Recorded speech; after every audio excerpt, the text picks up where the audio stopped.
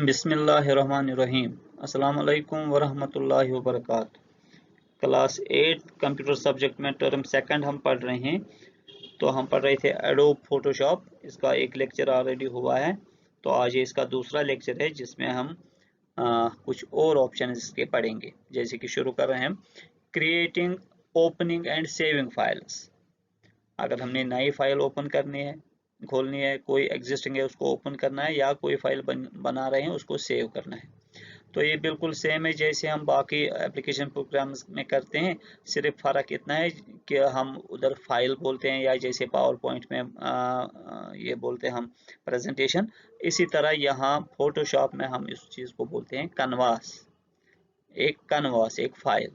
तो अगर हमने एक नया कैनवास या नई फाइल ओपन करनी है, हम जो मेनू बार है उसका पहला ही टैब है फाइल, वहां पे जाके न्यू पे जाएंगे, या इसका कीबोर्ड शॉर्टकट है कंट्रोल+N। कंट्रोल को प्रेस करना और उसके साथ साथ N को प्रेस करना है, तो हम एक नया फाइल इसमें ओपन कर सकते हैं और हमारे पास एक नया कैनवास आएगा। जैसे कि आप यहाँ पे देख रहे हो, ये इसका एरिया आता है और इसमें लेफ्ट साइड में इसका टूल बॉक्स आता है, राइट में जो मैंने कहा पैनल्स जिनको हम बोलते हैं, और ऊपर मेनू बार होता है, ऑप्शंस बार वगैरह।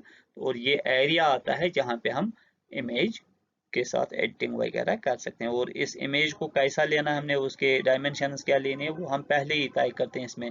ये जो यहाँ पे जब न्यू डायलॉग बॉक्स आता है, इधर हम इसको विड्थ बोलते हैं, हाइट बोलते हैं, रेजोल्यूशन बोलते हैं। ये सफिशिएंट पहले ही रखना चाहिए ताकि जो हमारा इमेज है वो हम आसानी से क्रिएट कर पाएँ। तो ये हो गया जब हम नया कैनवास बनाना चाहें या नई फाइल बनाना चाहें, ठीक है। तो अब अगर हमारे पास ऑलरेडी कोई बनी है, उसको एक ओपन करना है, सिंपली इसी टैब पे, फाइल टैब पे गए और वहाँ ओपन पे क्लिक किया, या कीबोर्ड शॉर्टकट जो हमारा है कंट्रोल O इसका इस्तेमाल किया, तो हमारी कोई एग्जिस्टिंग कैनवास जो है एग्जिस्टिंग फाइल होगी वो ओपन हो जाएगी। जैसे कि यहाँ पे ये वाली कोई फाइल ओपन हो रही है जिसमें फ्लावर एक इमेज बना हुआ है, तो ये देखिए ओपन हो गया यहाँ पे। और इसमें एक चीज़ है कि स्क्रीन पे एक से ज़्यादा फाइल उसको ओपन कर सकते हैं और उनका इस्तेमाल करते हैं अब। लेकिन इसमें एक चीज़ का ख्याल रखना है, जब हम एक से ज़्यादा फाइल्स ओपन करें, तो उनको साथ साथ हमें ड्रैग ड्रॉप से रिसाइज करना है ताकि वो हमारी स्क्रीन पे पहुंच पाए। नहीं तो अगर वो फुल साइज होंगे, मैक्सिमम साइज में होंगे, तो वो ओवरलैप करेंगे एक दूसरे पे, और हमें अगर हम ये वाली फाइल सपोज इस पे काम करें और ये इसके पीछे ये छुपी रहेगी, इस पे हमारी नजर नहीं पड़ेगी। इसलिए बेटर होता है जब हमें एक से ज्यादा कैनवास पे काम करना हो, तो हम उनका साइज थोड़ा कम कर लें उन विंडोज का, ताकि वो हमारी स्क्रीन पे आ जाएं और आराम से हम अगर आपस में यहाँ पे कुछ कट किया, यहाँ पेस्ट किया, यहाँ कट किया, यहाँ पेस्ट किया, ये काम हम कर सकते हैं जब हम मल्टीपल फाइल्स ओपन करें। तो इसी तरीके से अगर हमें सेव करना है, हम सिर्फ इसी टैब पे फाइल पे गए, वहाँ सेव एज पे गए और इसको नाम दिया, और साथ साथ में फॉर्मेट, किस फॉर्मेट में सेव करना है वो नीचे वाली ट्रायंगल पे क्लिक किया, कौन सा फॉर्मेट देना होगा, तो हमारी फाइल सेव हो जाएगी सेकंड स्टोरेज में। जब हम सेव करते हैं तो उधर हमें एक ख्याल रखना होता है कि हमें किस मकसद के लिए इस्तेमाल करना है, पर्पस क्या है हमारा, उसके हिसाब से हम इसको सेव एज टाइप, यानी किस टाइप में सेव करें। क्योंकि मुख्तलिफ एक्सटेंशन जो होते हैं, मुख्तलिफ फॉर्मेट्स में जब हम फाइल को सेव करते हैं, तो हम मुख्तलिफ फ़ायदा उससे मुख्तलिफ पर्पस के लिए उसको इस्तेमाल करते हैं। जैसे अगर हम PSD एक्सटेंशन रखते हैं, इस फॉर्मेट में अगर हम फाइल को सेव करेंगे, saving a file in .psd version, let us you edit the file after saving, यानी हम सेव भी करें और उसके बाद फिर से ओपन करके उसको एडिटिंग कर सकते हैं। इसमें ये खासियत है, ये फायदा है। You can open a file saved in PSD format only in the online Photoshop program, लेकिन इसमें एक चीज है कि हम ऑनलाइन फोटोशॉप में इसको एडिटिंग कर सकते हैं, इस वाली फाइल को। इसी तरीके से एक और फॉर्मेट हमारा होता है जिसमें हम सेव रखते हैं, जिसको हम आम इस्तेमाल करते हैं, जिसको हम बोलते हैं JPEG, the joint photographic exporters group. इसका फुल फॉर्म जो है joint photographic exporters group. Format is the most common type, ये ज्यादा इस्तेमाल होता है। It is viewable by all and can be used for print and the web. हम print के लिए इस फॉर्मेट का इस्तेमाल करते हैं, या अगर वेब में डालना है उसके लिए भी यही फॉर्मेट इस्तेमाल करते हैं, और ये बहुत आम है, बहुत कॉमन है। Saving a file in JPEG format will not allow editing after save. लेकिन एक चीज़ है इसमें, अगर हमने इस फॉर्मेट में किसी इमेज को सेव किया तो उसके बाद हम उसको एडिटिंग नहीं कर सकते हैं, ठीक है। इसी तरह एक और फॉर्मेट है जिसको हम बोलते हैं TIFF। TIFF यानी targeted file format. Targeted file format is of the highest quality and is excellent for print as there is no loss in quality। यानी अगर हम चाहते हैं कि जो हमने इसमें फॉर्मेटिंग की है, जो हमने इसको कलर्स वगैरह किए हैं, उसमें कोई लॉस नहीं होना चाहिए। अगर हम इसका प्रिंट निकालें तो हमें उसको सेव करना चाहिए एज TIFF फॉर्मेट में। इससे क्या होता है कि एक्चुअल प्रिंट निकल सकता है, ताकि कोई लूज ये क्वालिटी ना हो जाए, ठीक है। इसी तरीके से है एक और format GIF। GIF graphics interchange format. Graphics interchange format, the graphics interchange format या GIF जिसको बोलते हैं, is good for web graphics with animation but not recommended for photos. यानी अगर हमने एनिमेशंस बनाए कुछ, उसके लिए ये फॉर्मेट ठीक रहता है बनिस्बत फोटोज के। फोटो में ज़्यादा अच्छा नहीं रहता ये बाकी ग्राफिक्स इमेज जो होंगे उनके लिए ठीक रहता है। इसी तरीके से एक और फॉर्मेट है हमारा PNG। PNG portable network graphics. Portable network graphics format create smaller file size.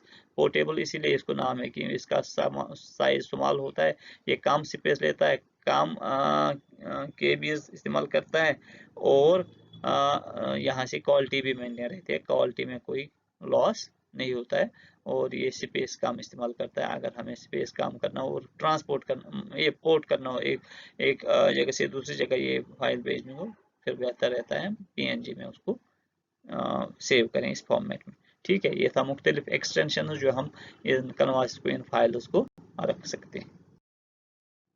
इसी तरीके से जैसे बाकी एप्लीकेशन प्रोग्राम्स में अनडू या रेडो का हम इस्तेमाल करते हैं, यहाँ पे भी हम कर सकते हैं। Before you learn to carry out editing operations you should also know how to undo a particular editing job done. कोई एडिटिंग हमने की, हमें ये गलत हो गया, हम उसको अनडू करना चाहते हैं, हम कीबोर्ड शॉर्टकट का भी इस्तेमाल करते हैं। इसमें क्या है keyboard shortcut? Alt plus control plus Z, यानी ऑल्ट को भी प्रेस करना है एक के साथ, उसी के साथ कंट्रोल को भी, और उसी के साथ ये जेड वाला लेटर भी कीबोर्ड से। तो इसे क्या होगा कि एक स्टेप हम बैकवर्ड, यानी जो हमने लेटेस्ट एक्शन की होगी वो अनडू हो जाएगी। और अगर हम रिपीटेडली कुछ अनडू चाहते हैं तो हमें रिपीटेडली ये फॉलो करना है, ये कीबोर्ड शॉर्टकट हम रिपीटेडली कुछ स्टेप्स वापस, जितनी बार हम ये करेंगे उतने स्टेप्स बैकवर्ड्स जाएंगे। इसी तरह अगर हमने फॉरवर्ड यानी रेडू करना है, कोई हमने किया वो हमने अनडू किया, अब वापस करना चाहते हैं, उसको बोलते हैं रेडू। तो हम उस वक्त, यहाँ था ऑल्ट कंट्रोल जेड, उस वक्त हम शिफ्ट कंट्रोल जेड करते हैं, शिफ्ट की कंट्रोल जीरो और जेड बटन, तो ये रेडो के लिए। इसी तरीके से हम जो बेसिक ऑपरेशंस इन इमेज के साथ जो इस चैप्टर में हम आगे देखेंगे, उसमें है कैसे हम व्यू करेंगे, सिलेक्ट कैसे करेंगे इमेज, रिसाइज कैसे करेंगे, टेक्स्ट कैसे ऐड करेंगे, ठीक है, एनहांस कैसे करेंगे इमेज, ये चीज़ें हम आगे इसमें देखेंगे। ये है व्यूइंग एन इमेज। अगर हमने व्यू करना है, देखना है, कोई इमेज हमने बनाया है, कोई फोटोग्राफ बनाया हुआ, उसको हम व्यू करना चाहते हैं मुख्तलिफ पर्पजेस के लिए। There are two types of viewing tools in Photoshop. दो तरीके हैं हमें व्यू करने के लिए, एक है जूम टूल, या आप बाकी चीज़ में भी तकरीबन इस्तेमाल करते हैं, तो जूम में आप और दूसरा है हैंड टूल, ठीक है, या जिसको हम दूसरा एक बोलते हैं रोटेट व्यू टूल। रोटेट करता है, मूव करता है स्क्रीन पे उस इमेज को।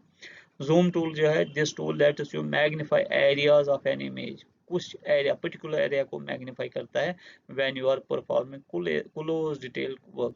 जब हम नज़दीक यानी कोई सेंसिटिव वर्क किसी इमेज के साथ करते हैं, फिर उसको मैग्नीफाई कर सकते हैं हम जूम टूल से, ताकि हम देखें कि हमारा काम ठीक हो रहा है। Clicking the tool on the image lets you see a magnified view of your image. Zoom out by pressing, अगर हम जूम आउट यानी वापस छोटा छोटा करना है तो ऑल्ट की को प्रेस करेंगे और वहां से इमेज पे क्लिक करेंगे, ठीक है। इसी तरह जो व्यूइंग टूल दूसरा है वो है हैंड टूल। अगर हमने मूव करना है इमेज अपने स्क्रीन पे, व्हेन यू आर जूम्ड इन, यानी जूम इन है on an image, you can move the image with in the window using the hand tool. हम हैंड टूल का इस्तेमाल करेंगे विंडो में उसको मूव कर सकते हैं। This lets you see other areas of the image, से हम इसका बाकी हिस्सा भी देख पाते हैं। और इस चीज को क्या बोलते हैं, this is known as panning, यानी हैंड टूल का इस्तेमाल करते जब हम करते हैं उसको बोलते हैं पैनिंग। या हम इसको जूम इन और जूम आउट के लिए ये कंट्रोल प्लस प्लस या कंट्रोल माइनस माइनस का इस्तेमाल करते हैं। ठीक है।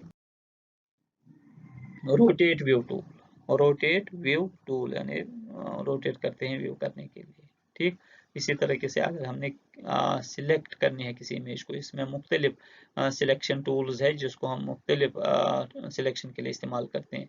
Selection tools are use to select the whole, पूरा इमेज सिलेक्ट करना और पार्ट ऑफ एन इमेज, या कोई पार्ट करना हो, चाहे वो सर्कुलर या रेक्टेंगुलर या रैंडमली कोई पार्ट हम सिलेक्ट करना चाहते हैं, उसके लिए टूल्स है इसमें। There are a number of selection tools in the toolbox. We shall learn to use the following tools. Mark tool एक है, रेक्टेंगुलर हो सकता है, इलिप्टिकल हो सकता है, सर्कुलर हो सकता है। दूसरा एक मूव टूल है, यानी किसी पर्टिकुलर पार्ट को हमने सिलेक्ट किया मार्क टूल से, उसको मूव करना है, हम मूव टूल से कर सकते हैं। लैसो टूल है इसमें एक और। क्विक सिलेक्शन टूल है। क्रॉप यानी कुछ हिस्सा काटना है इमेज में से, उसको क्रॉप बोलते हैं। तो ये किसमें है, ये सिलेक्शन में आते हैं ये टूल्स। जैसे ये देखिए mark tool let's us select an image और part of an image in a rectangular square elliptical और सर्कुलर शेप। इन शेप्स में सिलेक्शन करनी हो तो मार्क टूल का इस्तेमाल करते हैं। कीपिंग, ये है मार्क टूल।